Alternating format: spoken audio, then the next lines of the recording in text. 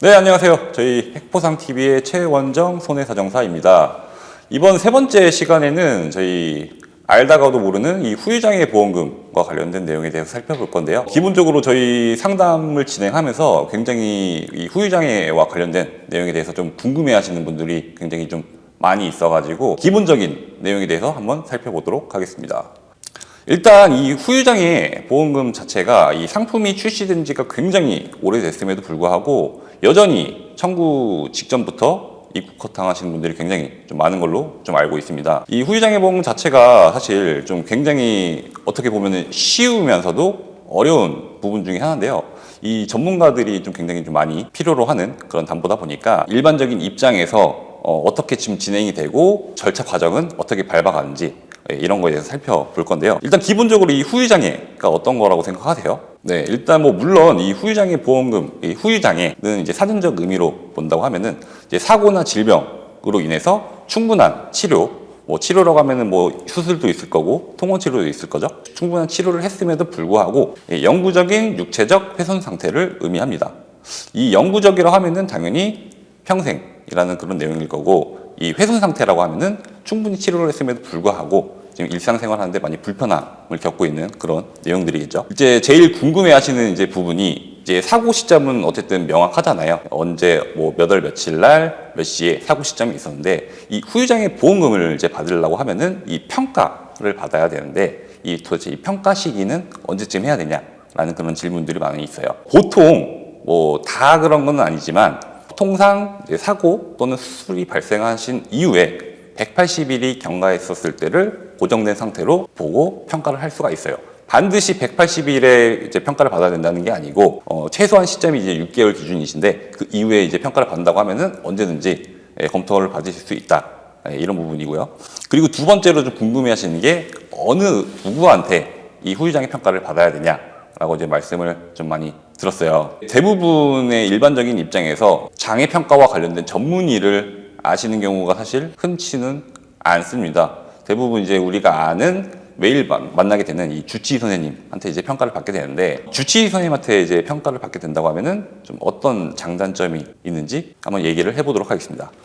일단 첫 번째로 이제 장점이라고 하면은 당연히 아무래도 나의 처음 사고 당시부터 지금 현재까지 내 몸 상태를 가장 잘 아시는 분이시기 때문에 이 후유장애 진단서를 발급받았을 때 보험사에서 조금 어느 정도 신뢰성을 좀 갖고 있을 수 있는 그런 부분이 있는 게 바로 장점이라고 할 수 있고요. 단점이라고 하면은 아무래도 이제 나를 치료하는 이제 치료를 위해서 이제 하는 그런 선생님이시다 보니까 이 후유장애 진단서라는 것 자체가 치료를 했음에도 불구하고 아까 말씀드렸던 것처럼 영구적으로 훼손된 나의 몸 상태를 의미하는 거잖아요. 그래서 이런 것들을 좀 인정하는 그런 부분이다 보니까 의사 입장에서는 이 후유장애 진단서를 좀 발급받기가 굉장히 꺼려할 수도 있다라는 그런 부분이 있겠죠. 근데 하지만 이제 이 후유장애 진단서는 이 관련된 내용에 대한 전문의한테 발급을 받을 수 있는 상황이다 보니까 반드시 주치의한테 받을 필요는 없으시다. 뭐 만약에 처음에 A 병원에서 갔었었는데 뭐 그 이후에 뭐 다른 거리가 멀거나 뭐 치료 방법이 마음에 안 들어서 B 병원으로 갈 수도 있고요. 아니면 그 정말 제3의 모르는 제3병원에서 이제 선생님이 이제 평가를 받을 수 있다 보니까 아무래도 저희 뭐 객관적으로 나의 몸 상태를 평가할 수 있는 그런 선생님을 찾아가지고 진단서를 발급받으시는 게 아무래도 청구하시는데 유리하신 부분이 있다라는 걸 말씀 좀 드리도록 하겠습니다.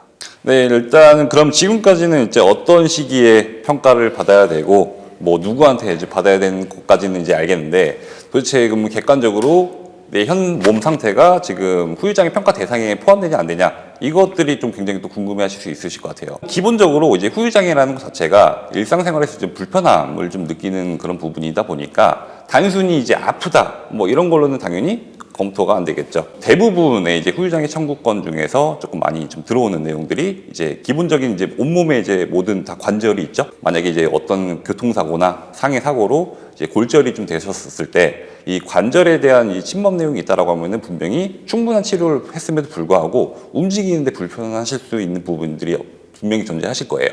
근데 이제 이 내용이 정말 뭐 어느 정도 양상에 따라서 이 지급률이 좀 결정되는 그런 부분들도 있으시고, 그 외에도 관절장애뿐만 아니라 뭐 저희 우리 뭐 뇌를 다쳐가지고 조금 뭐 신경계 장애가 좀 발생하신다던가 아니면 뭐 눈, 귀, 코 이런 부분들은 정말 저희가 일상생활 하면서 정말 필요한 그런 부분들인데 이런 것들이 어떤 사고나 이런 것들로 만약에 조금 저하가 됐다고 하면은 당연히 이런 것들도 검토 대상이 되실 수가 있습니다. 예. 네, 그럼에도 불구하고 이제 후유장애 보험금과 관련된 내용에 대해서 청구하기가 굉장히 까다로운 그런 부분들이 존재하는데요. 만약에 객관적으로 내 몸 상태가 장애 대상의 평가가 되는지 아니면 정말 평가를 받았는데 이 내용이 정말 합당한 내용으로 좀 평가를 받았을 수 있는지 좀 모르시는 분들이 있다고 하시면은 언제든지 저희 핵보상TV에 문의 주시면 친절하게 상담 도와드리도록 하겠습니다. 네, 지금까지 후유장애 보험금과 관련된 기본적인 내용에 대해서 살펴보았고요. 다음 시간에는 이제 실제 사례나 이런 내용들을 좀 토대로 좀 알려드릴 수 있도록 하겠습니다. 이상 최원정 손해사정사였습니다. 감사합니다.